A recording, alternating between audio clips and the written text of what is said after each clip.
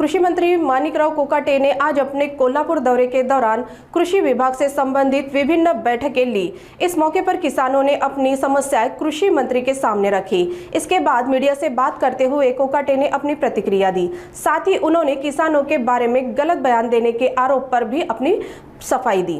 बघायला की शेतकऱ्यांनी त्यांच्या वेगवेगळ्या पिकाच्या संदर्भामध्ये त्यांच्या अडचणी सांगितलेल्या आहेत, त्या अडचणी आम्ही नोंदून घेतलेल्या आहेत आणि नवीन काही शेतकऱ्यांच्या मागणी आहेत। उदाहरणार्थ गोडाऊन आहे, प्री-कूलिंग आहे, कोल्ड स्टोरेज आहे, त्याचप्रमाणे क्रॉप कव्हरची एक मागणी आहे, मल्चिंग पेपर आहे, डबल लॅटरल सिस्टीम आहे। अशा वेगवेगळ्या प्रकारच्या शेतीमध्ये त्यांच्या डिमांड आहेत। त्या डिमांड आम्ही एकत्र करून आणि त्या संदर्भात शासनाकडे निर्णय घेऊन माननीय मुख्यमंत्री उपमुख्यमंत्री यांच्याशी बसून निर्णय घेऊन त्याप्रमाणे आपण जाहीर करू धोरण जाहीर। असं काही सक्ती वगैरे नाहीये, त्यांना व्हॉलंटरीज आहे ते, ज्यांना ज्यांचं अंतर 1 किंवा 2 पोलवरती आहे त्यांनी घ्यायचं असतं ते सोलर आणि ज्यांना नको असेल त्यांनी मग त्यांना एमएससीबीचं कनेक्शन द्यायला आपण फार झालं सांगू।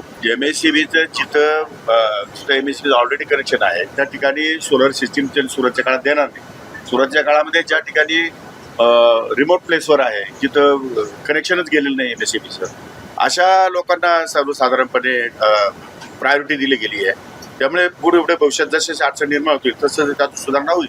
तो आलाय तर तो प्रश्न बघा विरोधकांनी कसं वागावं हे त्यांनी ठरवायचंय, तो काय माझा मुद्दा नाही। ते त्यांच्या मागणीचा त्याचा विचार करण्याची तशी काही फारशी आवश्यकता आहे मला असं वाटत नाही, ते करणारची मागणी।